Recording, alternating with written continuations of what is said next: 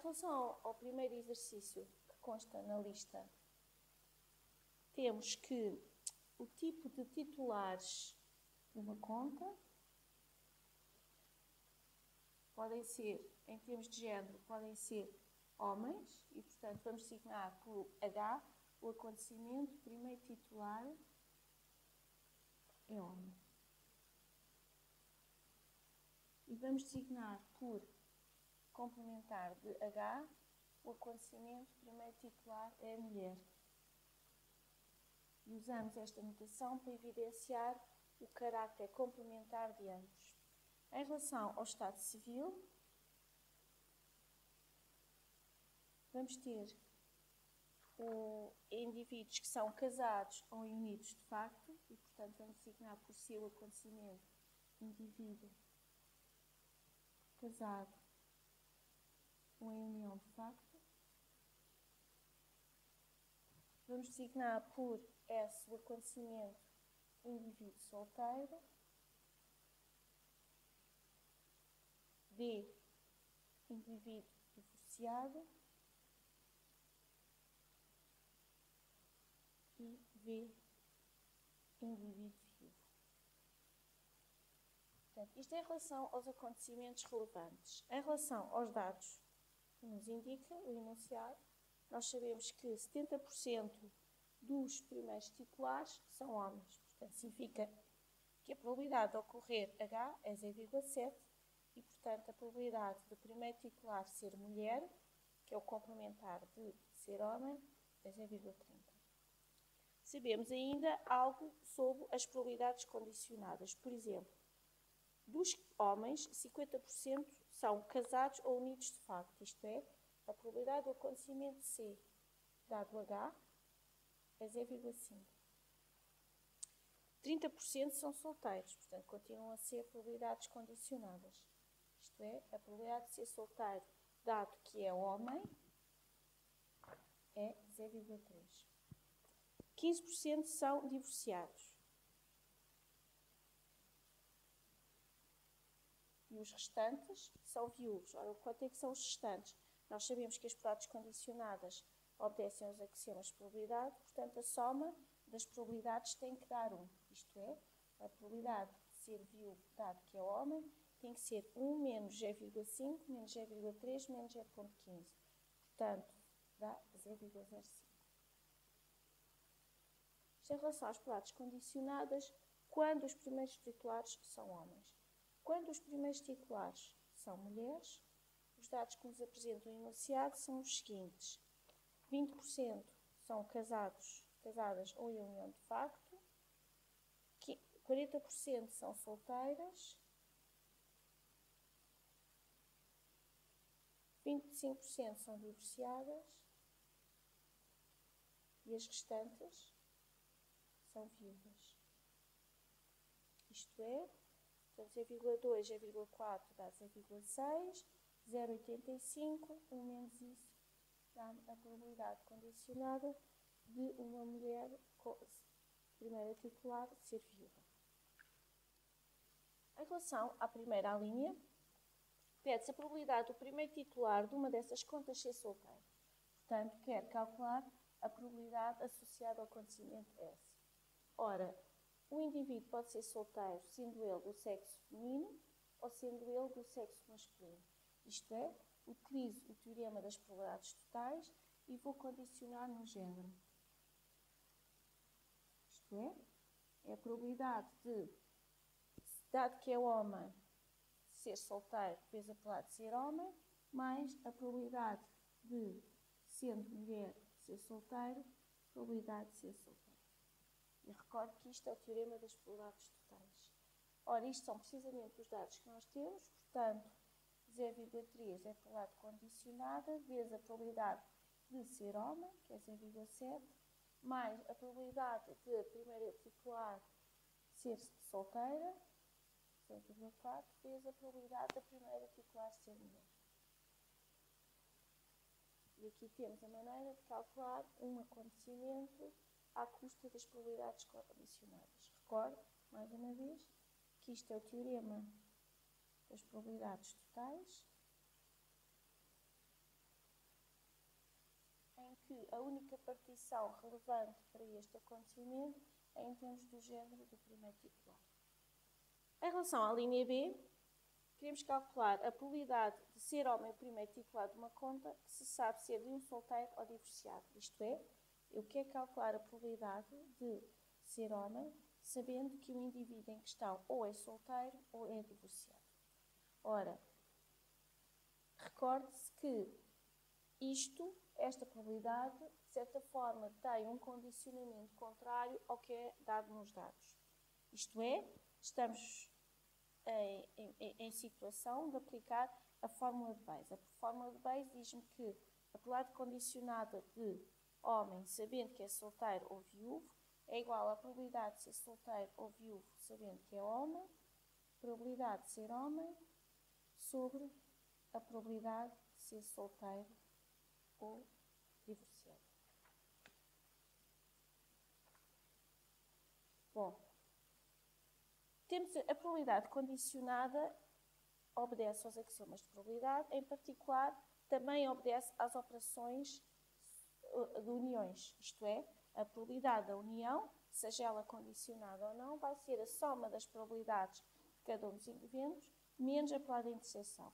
Acontece que não é possível ser a interseção de S com D é igual a vazio, portanto, a probabilidade associada a tal é igual a zero, e, portanto, esta probabilidade não é mais nem menos que a probabilidade de S dado H, mais a probabilidade de D dado H, tudo a multiplicar pela probabilidade de H. E da mesma forma, o denominador é igual a P de S mais P de D.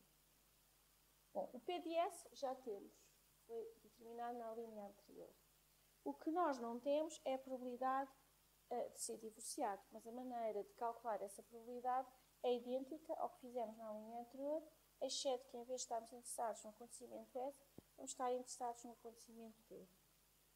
Ou seja, o numerador são os dados que nós temos, a probabilidade de ser solteiro, dado que é homem, é 0,3, mais a probabilidade de ser divorciado, dado que é homem, é 0,15, vezes a probabilidade do primeiro titular ser homem, 0,7, sobre a probabilidade de ser solteiro, 0,33, mais a probabilidade de ser divorciado, dado que é homem, a probabilidade de ser divorciado, dado que é homem, é 0,15, probabilidade do primeiro titular ser homem, que é 0,7, mais a probabilidade de ser divorciado, dado que é mulher, 0,25, vezes a probabilidade do primeiro titular ser mulher.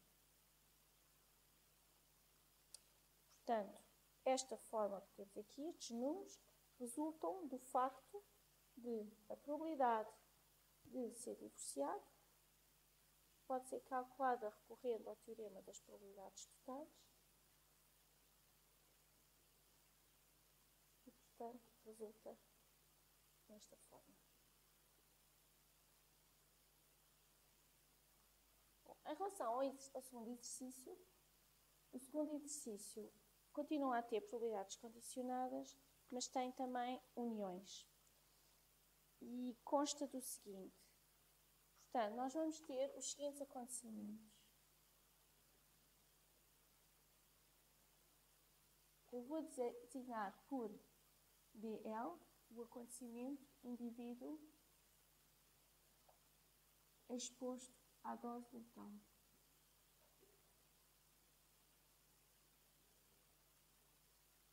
E vou designar por F o acontecimento indivíduo falecido.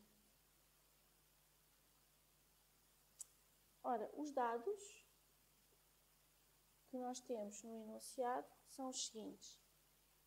A DL, a dose que no enunciado é referida como dose letal, é normalmente letal para 50% dos indivíduos a ela expostos. Isto é, a probabilidade do indivíduo que foi exposto à dose, falecer é 0,5.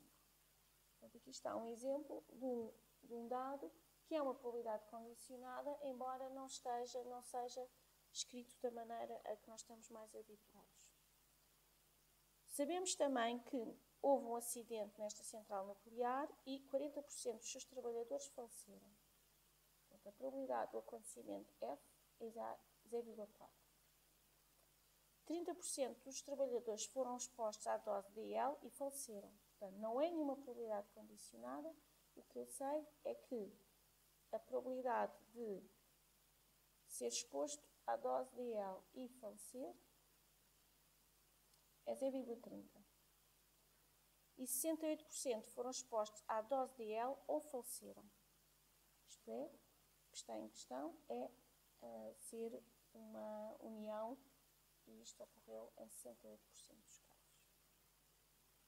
Na linha A, quer determinar a probabilidade de ter sido exposto à dose de L, mas não falecer. Isto é, quer calcular a probabilidade de L, interseção com não F. Vamos recorrer aqui a um diagrama, os chamados diagramas de Venn, para ver que tipo de acontecimento é este que estou interessada. Portanto, se eu designar por DL este acontecimento e F, o que eu quero é a percentagem de indivíduos que foram sujeitos à dose DL, mas não faleceram. Isto é a probabilidade de DL menos a probabilidade da interseção de DL com F.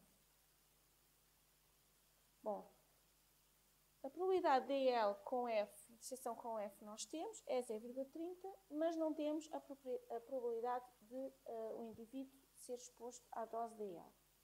Vamos ver dos dados se algum destes dados nos pode ajudar. Comecemos pela própria definição de probabilidade condicionada. Eu sei que a probabilidade de F dado DL, por definição de probabilidade condicionada, é a probabilidade de F interseção com DL sobre probabilidade de L. Não é mais nem menos que a definição de probabilidade condicionada. Ora, este dado nós temos e este dado também. Ou seja, daqui podemos retirar que a probabilidade de ser exposto à dose de L é igual à probabilidade de ser exposto à dose de L e falecer, que é 0,30, sobre a probabilidade de, dado que é exposto à dose de L, falecer, que é 0,5. E, portanto, já temos os dados todos para resolver este exercício. Isto é, a probabilidade de ser exposto à dose de L e não falecer é igual à probabilidade de ser exposto à dose de L, que acabamos de calcular, e é 3/5, menos a probabilidade da interseção, que é 0,3. Em relação à linha B, queremos calcular a probabilidade de morrer em consequência deste acidente, dado que não foi exposto à dose de L. Portanto, o acontecimento em causa é F, dado que não é exposto à dose de L. Vamos utilizar a definição de probabilidade condicionada para ver se conseguimos calcular esta probabilidade.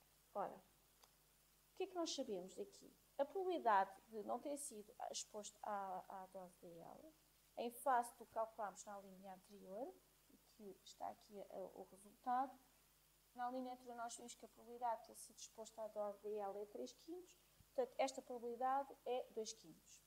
Em relação a esta não temos, mas vamos fazer o mesmo tipo de raciocínio que fizemos na linha anterior. Portanto, se isto for o acontecimento de L e se isto for o acontecimento F, o que eu quero é esta área. Portanto, a probabilidade de F interseção com não DL é a probabilidade F menos a probabilidade da interseção de F com DL.